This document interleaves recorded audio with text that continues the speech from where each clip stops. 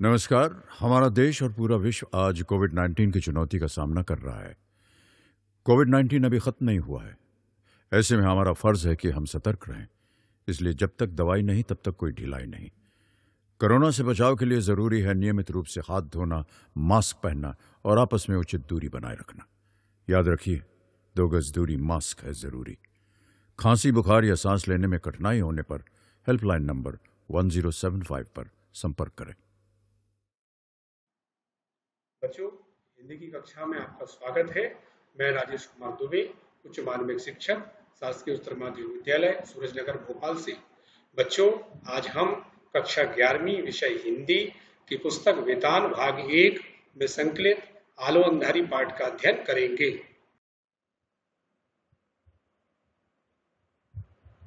बच्चों, लेखिका बेबी हालदार का साहित्यिक परिचय समझते हैं। बेबी हालदार का जन्म जम्मू कश्मीर में हुआ, जहां बेबी हालदार के पिता सेना में नौकरी करते थे। 13 वर्ष की उम्र में दुगनी उम्र के व्यक्ति से विवाह के कारण 7वीं कक्षा में पढ़ाई छोड़नी पड़ी। 12-13 वर्षों बाद पति की ज्यादतियों से परेशान होकर 3 बच्चों सहित पति का घर छोड़ दुर्गापुर से फरीदाबाद आ गई। कुछ समय बाद गुड़गांव चली आई। बांग्ला में लिखी एवं हिंदी में अनुदित आलो अंधारी महत्वपूर्ण पुस्तक बेबी हालदार वर्तमान में गुड़गांव में एक घरेलू नौकरानी के रूप में कार्यरत हैं। बेबी हालदार की भाषा सजीव, सरल और मुहावरेदार है। उन्होंने लोक प्रचलित शब्दों का प्रयोग बड़ी कुशलता से किया है। शब्दों के प्रयोग में वह माहिर है। उन्होंने विभिन्न शैलियों से अपने रचना कर्मों को सजाया है। प्रमुख रूप से आपके शैली भावात्मक, विचारात्मक, वर्णनात्मक, विश्लेषणात्मक आदि है। नवोदित साहित्यकार के रूप में आपका महत्वपूर्ण स्थान है। बच्चों, आलो अंधारी जिसका अर्थ है अंधेरे का उजाला, बेबी हालदार की आत्मकथा है। आत्मकथा अर्थ स्वयं की कहानी। यह कहानी वास्तव में उन लाखों करोड़ों झुग्गियों की है जिसमें सभ्य लोग झांकना भी नहीं चाहते। बेबी इस कथा की नायिका भी है और लेखिका भी। मात्र 13 वर्ष की होते होते 7वीं की पढ़ाई अधूरी छोड़ एक अधेड़ से ब्याह दी जाती है और जीवन के सबसे संवेदनशील उम्र में 3 बच्चों की मां बन जाती है। यहीं से प्रारंभ होती है एक संघर्ष की गाथा, एक नारी के संघर्ष की गाथा। वास्तव में जैसा कि मैथिली शरण गुप्त लिखते हैं, अबला जीवन हाय तुम्हारी यही कहानी, आंचल में है दूध और आंखों में पानी। लेकिन बेबी हालदार ने इस आंखों के पानी को मोतियों में बदल दिया। अपने संघर्ष से सारी मुसीबतों को पार किया।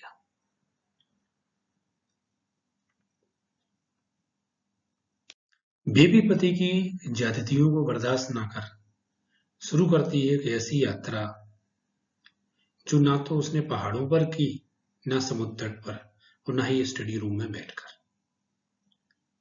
तात्पर्य यह है कि यह यात्रा बहुत सुखद नहीं थी, एक संघर्षमय यात्रा थी। कोई आनंद के लिए पहाड़ों पर नहीं गई, ना समुद्र तट पर, ना शौक के लिए स्टडी रूम में बैठकर लिखा। एक ऐसी आप बीती जो मूलतः बांग्ला में लिखी गई, लेकिन पहली ऐसी रचना जो छपकर बाजार में आने से पहले ही अनुदित ट्रांसलेट होकर हिंदी में आई। अनुवादक प्रमोद कुमार ने एक जवान को दूसरी जवान दी। आलो अंधारी पाठ का सारांश। बच्चों, बेबी हालदार अर्थात लेखिका एक किराए के घर में रहती थी। हर समय सोचती थी कि काम ना मिला तो बच्चों को क्या खिलाऊंगी। वह चिंता से घिरी रहती थी कि बच्चों का पालन पोषण कैसे होगा। वह एक जगह से दूसरी जगह काम खोजने जाती, दूसरों से भी काम दिलाने के लिए कहती। यह सिलसिला लगातार जारी रहा। फिर लेखिका को सुनील नाम के एक व्यक्ति ने एक कोठी पर काम दिलाया। लेखिका काम पर गई तो 35-40 वर्ष की एक विधवा को उसी घर में काम के लिए जाते देखा। कोठी के साहब बाहर पेड़ों को पानी दे रहे थे। लेखिका को देखते ही वह भीतर गए और उस औरत को समझा दिया। उसी समय उसे काम से हटा दिया। वह औरत बंगाली ही थी।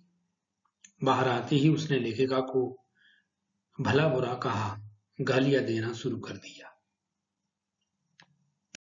लेखिका इसी तरह रोज सवेरे आती और दोपहर तक सारा काम खत्म कर चली जाती। बीच बीच में साहब लेखिका से इधर उधर की बातें पूछ लेती। एक दिन उन्होंने लेखिका के बच्चों की पढ़ाई लिखाई के बारे में पूछा। साहब ने कहा, तुम अपने लड़के और लड़की को लेकर यहां आना, एक छोटा सा स्कूल है, वहीं उनको भर्ती करा दूंगा। लेखिका बेबी हलदार को सवेरे जल्दी उठकर बिना कुछ खाए पिए काम पर जाना पड़ता था। खाना बनाकर जब घर जाती, वही सब काम वहां जाकर भी करती। साहब कहते तो कुछ नहीं, कोठी के मालिक लेखिका से कहते कुछ नहीं, लेकिन कभी कभी ऐसा कुछ कर बैठते जिससे लेखिका जान जाती कि उनके मन में लेखिका के लिए माया है, स्नेह है। बच्चों, कुछ दिन बाद एक दिन अचानक तातुस ने लेखिका से पूछा, बेबी यह बताओ कि यहां से जाकर तुम क्या करती हो? लेखिका ने अपनी दिनचर्या के बारे में बताया। तातुस ने कहा, देखो बेबी, तुम समझो कि मैं तुम्हारा बाप, भाई, माँ, बंधु सब कुछ हूं। यह कभी मत सोचना कि यहां तुम्हारा कोई नहीं है। तुम अपनी सारी बातें मुझे साफ साफ बता सकती हो, मुझे बिल्कुल भी बुरा नहीं लगेगा। थोड़ा रुककर उन्होंने कहा, देखो मेरे बच्चे मुझे तातुस कहते हैं। उसके बाद बेबी सदा कोठी के मालिक को तातुस कहने लगी। एक दिन बेबी कमरे में धूल साफ कर रही थी। वहां उसने 3 अलमारियां किताबों से भरी देखी। उनमें बांग्ला की भी किताबें थी। कभी कभी बेबी 1-2 किताबें खोलकर भी देखती थी। एक दिन बेबी उसी कमरे में डस्ट साफ कर रही थी। तभी तातुस वहां पहुंच गए। तातुस ने पूछा तो उसने बताया कि वह 6वीं 7वीं तक ही पढ़ी है। तातुस जानना चाह रहे थे कि वह कितनी तक पढ़ी है, कौन सी कक्षा तक उसने पढ़ाई की है। तातुस बेबी से पूछने लगी, बेबी तुम्हें किसी लेखक का नाम याद है? बेबी ने कहा, हाँ कई हैं, रविन्द्रनाथ ठाकुर, काजी नजरुल इस्लाम, शरद चंद्र, सत्येंद्रनाथ दत्त, सुकुमार राय। जब ये बेबी ने नाम बताए तो तातुस बेबी के सिर पर हाथ रखकर आश्चर्य से देखने लगी। तातुस ने अलमारी से किताब निकाली और बेबी से कहा, बताओ यह क्या लिखा है? लेखिका को पढ़ने में संकोच हो रहा था, पर बेबी ने कहा, आमार में बेला, तस्लीमा नासरीन। बच्चों, तस्लीमा नसरीन बांग्ला की प्रसिद्ध लेखिका है, जिनका एक उपन्यास है लज्जा, जो विश्व प्रसिद्ध उपन्यास है, और आमार में बेला उनकी आत्मकथा है, जिसका हिंदी रूपांतरण है मेरे बचपन के दिन। बेबी किताब लेकर घर चली आई और रोज उसमें से 1-2 पेज कर पढ़ने लगी। किताब पढ़ना बेबी को अच्छा लगता। कुछ दिनों बाद तातुस ने बेबी से पूछा, तुम जो किताब ले गई थी उसे ठीक से पढ़ तो रही हो? लेखिका ने हाँ कहा तो वह बोले, तुम्हें एक चीज दे रहा हूं, तुम उसका इस्तेमाल करना। तातुस ने अपनी लिखने की टेबल की ड्रॉअर से एक पेन और कॉपी निकाली और बोले, इस कॉपी में तुम लिखना। पेन और कॉपी लेकर बेबी घर गई और उसी दिन से 1-2 पेज रोज लिखने लगी। लिखती और वह किताब भी पढ़ती। सवेरे काम पर जाती तो तातुस पूछती कि कुछ लिखा या नहीं, और यदि लेखिका हाँ कहती तो वह बहुत खुश होती। किसी किसी दिन लिखते पढ़ते इतनी रात हो जाती कि तब तक आसपास के लोग एक नींद सो चुके होते। लेखिका पढ़ने और लिखने में अब तल्लीन हो चुकी थी। वे भी अपने बच्चों के साथ अकेली रहती थी, इसलिए लोग उसे शंका भरी नजर से देखते थे। बेबी सोचती, मेरा स्वामी मेरे साथ नहीं है तो क्या, मैं कहीं घूम फिर भी नहीं सकती, और उसका साथ में रहना भी तो ना रहने जैसा है। उसके साथ रहकर भी क्या मुझे शांति मिली? इस स्थिति में बेबी बहुत परेशान थी, क्योंकि लोग छेड़खानी करते, सीटियां मारते, ताने मारते, पर बेबी पर कोई फर्क नहीं पड़ता। डटकर संघर्ष बेबी करती हैं और इन सारी चीजों का मुकाबला लगातार करती हैं। तातुस के कुछ बंधु कोलकाता और दिल्ली में रहते थे, जिन्हें वह बेबी के पढ़ने। एक दिन काम पर से बेबी घर लौट रही थी, तो उसने देखा उसके बच्चे रोते रोते दौड़ते चले आ रहे हैं। वह बोली, मम्मी मम्मी जल्दी चलो, हमारा घर उन्होंने तोड़ दिया है। वहां पहुंचकर बेबी ने देखा कि सचमुच घर का सारा सामान बाहर बिखरा पड़ा है। वह यह सब देखकर सिर पकड़कर बैठ गई और सोचने लगी कि बच्चों को लेकर अब वह कहां जाए। इतनी जल्दी दूसरा घर भी कहां मिलेगा। बेबी ने देखा कि उसका ही घर नहीं, आसपास और भी जो घर थे उन्हें भी तोड़ डाला गया। लेकिन उन घरों में कोई ना कोई मर्द, बड़ा लड़का, स्वामी जरूर था, जबकि बेबी के यहां होते हुए भी कोई नहीं था। बेबी अकेली थी, बस बच्चे थे। बेबी का सामान अभी बिखरा पड़ा था, जबकि दूसरे घरों के लोग अपना सामान एक जगह से सहेज कर नया घर खोजने निकल पड़े थे। बेबी रो रही थी और उसे देख उसके बच्चे भी रो रहे थे। उस दिन कहीं घर खोजना खाजना नहीं हुआ। रात 7-8 बजे भोला दा आया। वह मुसलमान था और पास ही रहता था। उसका घर भी तोड़ दिया गया था। वह हम लोगों की तरफ का रहने वाला था, अर्थात वह बेबी हालदार लेखिका की तरफ का रहने वाला था, और वह लेखिका के भाइयों और लेखिका के बाबा को भी जानता था।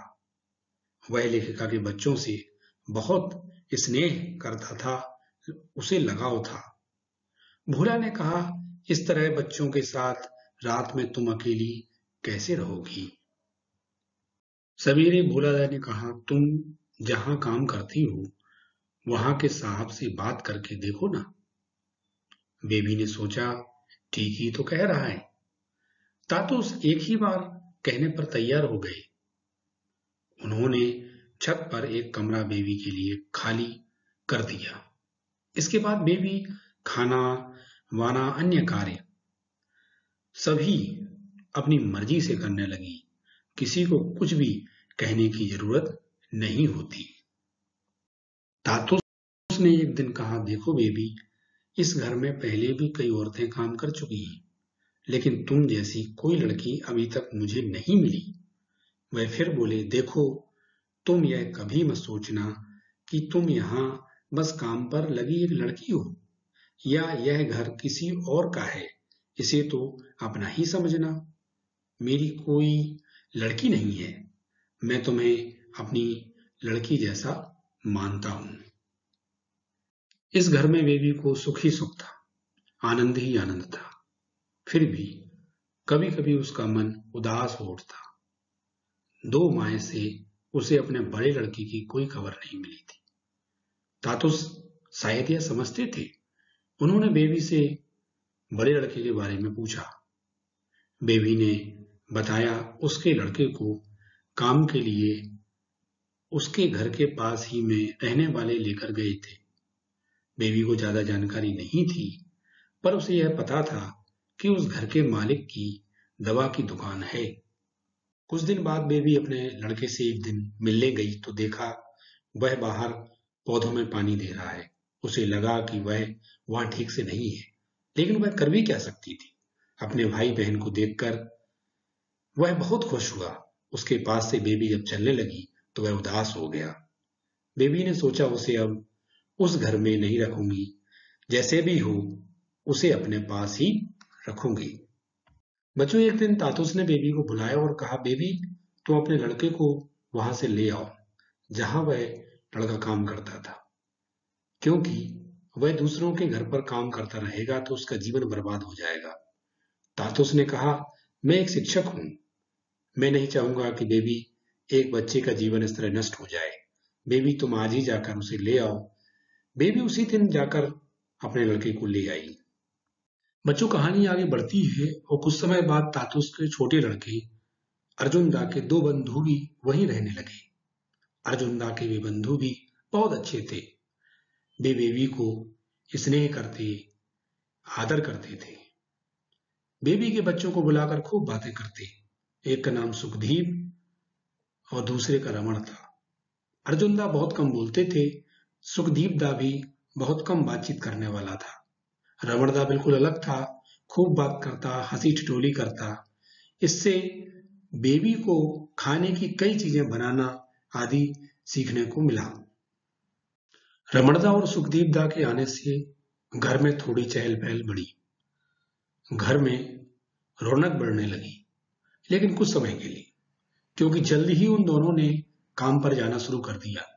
इसी बीच बेबी का बड़ा लड़का भी चला गया, क्योंकि उसे तातुस ने किसी अन्य घर में काम दिला दिया था, जहां के साहब लोगों ने उसे पढ़ाने का भरोसा दिलाया था।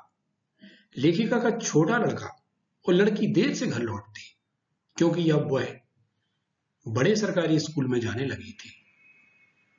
तातुस के कहने पर बेबी अपने बच्चों को लेकर शाम को पार्क में घूमने जाने लगी। एक दिन बेबी ने एक लड़की को एक बच्ची के साथ देखा। बेबी उसे कुछ दिनों से देख रही थी। उसके साथ वहां कोई बातचीत नहीं करता था। वह बच्ची को लेकर आती और खेल खाल कर चली जाती। वह दिखने में नेपालियों जैसी थी।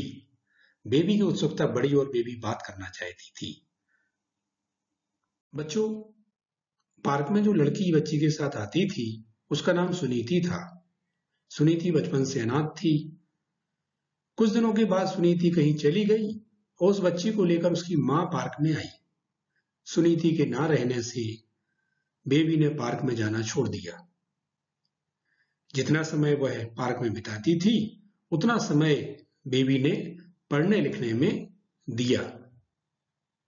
बच्चों, तातुस अचानक एक दिन बेबी से बोले, बेबी तुम्हारी चिट्ठी आई है। बेबी अवाक रह गई और बोली, मेरी चिट्ठी? मुझे चिट्ठी भेजने वाला तो कोई नहीं। और उन्होंने बताया कि चिट्ठी कोलकाता से उनके एक बंधु ने भेजी है। बेबी ने कहा, सुनाइए ना, देखूं क्या लिखा है उन्होंने। तातुस चिट्ठी पढ़कर सुनाने लगे। प्रिय बेबी, मैं बता नहीं सकता तुम्हारी डायरी पढ़कर मुझे कितना अच्छा लगा। मैं लज्जित हूं कि तुम्हें बांग्ला में नहीं लिख सकता। मैं बांग्ला पढ़ सकता हूं, लिख नहीं सकता। मैं तुम्हारे तातुस से 1 वर्ष बड़ा हूं। इस वजह से मैं तुम्हें चिट्ठी लिखने के लिए बांग्ला लिपि सीखने की इच्छा होती है, पर अब यह संभव नहीं। तुम कुछ किताबें पढ़ो और तातुस के पास से बांग्ला शब्दकोश लेकर रोज उसे पलटा करो। तुम्हारी कहानी जानने की मेरी बहुत इच्छा होती है। मेरे एक बंधु ने कहा है कि वह तुम्हारी रचना को किसी पत्रिका में छपाने की व्यवस्था करेंगे, लेकिन उससे पहले तुम्हें अपनी कहानी को किसी एक मोड़ तक पहुंचाना होगा। आशा करता हूं तुम कभी लिखना नहीं छोड़ोगी। यह बात किसी भी दिन मत भूलना कि भगवान ने इस पृथ्वी पर तुम्हें लिखने को भेजा है। आशीर्वाद के साथ यही समाप्त करता हूं। यह चिट्ठी सुनकर बेबी अबाक रह गई, आश्चर्यचकित रह गई, प्रसन्न भी, क्योंकि यह अद्भुत आशीर्वाद था तातुस के बंधु का। बच्चों, अब बेबी को चिट्ठी का जवाब लिखना था, पर वह असमंजस में थी। उसे समझ नहीं आ रहा था, क्योंकि उसने कभी चिट्ठी विट्ठी लिखी नहीं। यदि लिखी भी तो बस जैसे तैसे दूसरों के लिए कुछ प्रेम पत्र। अब बेबी को कुछ समझ नहीं आ रहा था। कैसे लिखूंगी, क्या लिखूंगी, कितना गलत लिखूंगी, कितना सही लिखूंगी, इसका भी तो कोई ठिकाना नहीं। बेबी ने तातुस से पूछा, मैं उन्हें क्या बोलकर लिखूंगी? बेबी ने चिट्ठी का जवाब लिखा और उन्हें जेठू के रूप में संबोधित किया। उस चिट्ठी के जवाब में जेठू ने लिखा, प्रिय बेबी, तुम्हारी चिट्ठी कई दिन पहले मिली थी, क्या लिखूं? सोचते सोचते इतनी देर हो गई। 4-5 दिन हुए मैं यहाँ के किताबों के बाजार गया था। वहां बांग्ला की किताबें देखकर इच्छा हुई थी कि सारा बाजार उठाकर तुम्हारे पास भेज दूं। इस तरह बेबी के प्रति तातुस के बंधुओं को अभी गहरी सहानुभूति थी। जेठू ने लिखा, चिंता का कारण यह है कि तुम्हारी किताब कैसे छपे। जेठू को बेबी द्वारा लिखी किताब छपवाने की चिंता बहुत थी। आशापूर्णा देवी का पाखिर खांचा खांचार पाखी कैसा लग रहा है? तुम्हें तातुस ने जरूर बताया होगा कि आशापूर्णा देवी घर के सारे कामकाज निपटाकर उस समय चोरी चोरी लिखती थी, जब सब लोग सो जाते थे। उन्होंने केवल बांग्ला ही पढ़ी थी। बच्चों, बांग्ला की सुप्रसिद्ध लेखिका आशापूर्णा देवी, जिनकी कई कृतियां प्रसिद्ध हुई, उनके बारे में जेठू ने अपने पत्र में चर्चा की।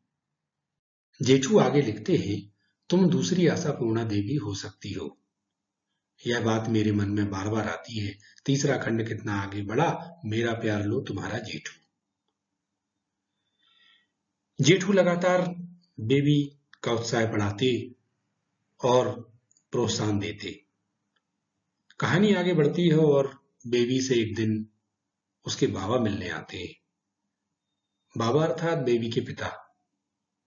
बाबा से बेबी को पता चलता है कि उसकी मां को इस दुनिया को छोड़े हुए 6 माह हो चुके हैं। बेबी बहुत दुखी होती है कि उसकी मां के बारे में उसके किसी भाई बंधु ने नहीं बताया। एक बार मिल ही आती। बाबा बातचीत करते हैं और चले जाते हैं।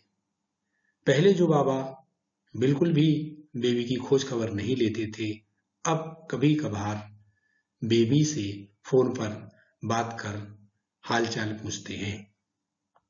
बच्चों, जैसा कि आप चित्र में देख पा रहे हैं, बेबी के हाथ में एक पत्रिका है। एक दिन एक लड़का पत्रिका दे गया। उसमें बेबी ने अपना नाम छपा देखा। सचमुच में ही उसमें लिखा था, आलो आंधारी बेबी हालदार। खुशी से बेबी का मन हिलोरे मारने लगा। अद्भुत क्षण था यह बेबी के लिए, क्योंकि ये दूसरों के घरों में काम करने वाली औरत अब एक प्रसिद्ध लेखिका बन चुकी थी।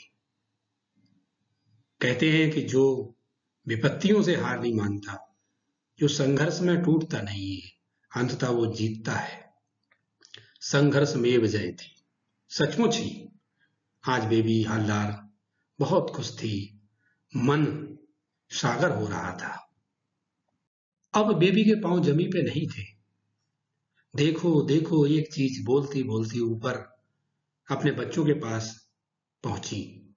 दोनों बच्चे दौड़कर उसके पास आ गए। उसने उनसे कहा, बताओ यह क्या लिखा है? लड़की ने एक एक कर सभी अक्षर पढ़े और बोली, बेबी हालदार। मां, तुम्हारा नाम किताब में?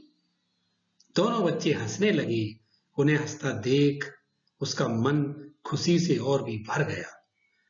खुशी से सराबोर हो गया बेबी का मन। उसने प्यार से उन्हें अपने पास खींच लिया।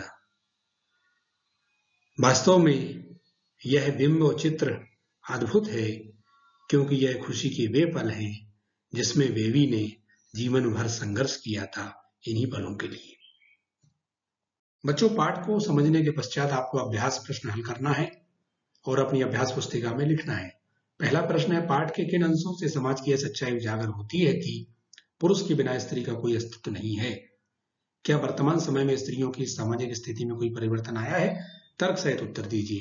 तो बच्चों, आपको पाठ के उन अंशों का उल्लेख करना है जिसमें बेबी का संघर्ष उजागर होता है। जैसे वो अकेली रहती है तो लोग प्रश्न करते हैं, तुम यहाँ अकेली क्यों रहती हो, तुम्हारा स्वामी क्यों नहीं आता, आदि आदि, तुम्हारा स्वामी कहाँ रहता है, ऐसे प्रश्न किए जाते हैं। कभी बेबी देर से लौटती है तो भी स्त्रियां प्रश्न करती हैं, कई लोग उसे छिड़खानी करते और सीटियां मारते। इन स्थितियों का उल्लेख आपको करना है। दूसरा प्रश्न इसमें जुड़ा हुआ है, क्या वर्तमान समय में स्त्रियों की सामाजिक स्थिति में कोई परिवर्तन आया है? तो आप लिखिएगा कि वर्तमान समय में स्त्री जीवन के हर क्षेत्र में पदार्पण कर चुकी है, हर क्षेत्र में उसका दखल हो गया है, हर क्षेत्र में वह नौकरी कर रही है, महानगर में अकेली रह रही है और आत्मसम्मान पूर्वक जीवन जी रही है। प्रश्न क्रमांक 2, अपने परिवार से तातुस के घर तक के सफर में बेबी के सामने रिश्तों की कौन सी सच्चाई उजागर होती है? तो इसका उत्तर लिखिएगा कि बेबी का पति था पर वहां लगातार प्रताड़ित हो रही थी। अपने घर से वो निकल चुकी बच्चों को लेकर, फिर उसकी मदद सुनील ने की, पिता बनकर तातुस ने की, तातुस के बंधुओं ने उसकी मदद की, उसके बाद जब घर टूट गया तो भोलादा ने मदद की। कोई भाई बेबी का मदद करने नहीं आया। रक्त संबंधों से दिलों के संबंध ज्यादा महत्वपूर्ण हो उठे हैं बेबी के सफर में, और दिल की सच्चाई, दिलों के रिश्तों की सच्चाई बहुत महत्वपूर्ण हो उठी है। तो रिश्तों की वो सच्चाई, रक्त से ज्यादा आत्मीय संबंध महत्वपूर्ण रूप से उभरे हैं, उजागर हुए हैं। बच्चों, अगला प्रश्न है, इस पाठ से घरों में काम करने वालों के जीवन की जटिलताओं का पता चलता है। घरेलू नौकरों को और किन किन समस्याओं का सामना करना पड़ता है, विचार लिखिए।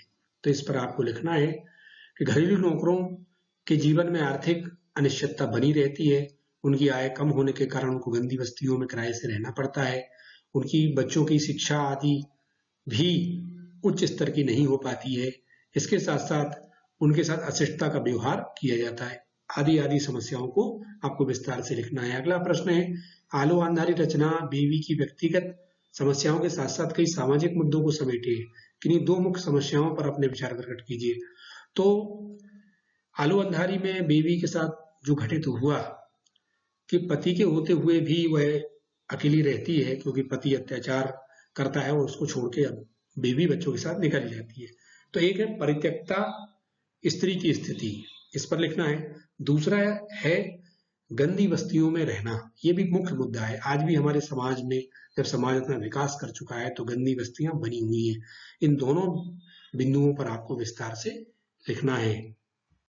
बच्चों, अगला प्रश्न है, तुम दूसरी आशापूर्णा देवी बन सकती हो। जेटलू का यह कथन रचना संसार के किस सत्य को उद्घाटित करता है?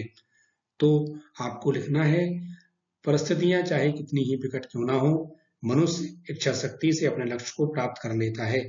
आशापूर्णा देवी आम गृहिणी थी, वे सारा दिन कामकाज में व्यस्त रहती थी, परंतु वे लेखन में रुचि रखती थी। परिवार के सो जाने के बाद वे लिखती थीं और लिखते लिखते विश्व प्रसिद्ध कथाकार बन गईं। अगला प्रश्न है, बेबी की जिंदगी में तातुस परिवार ना आया होता तो उसका जीवन कैसा होता, कल्पना करें और लिखें।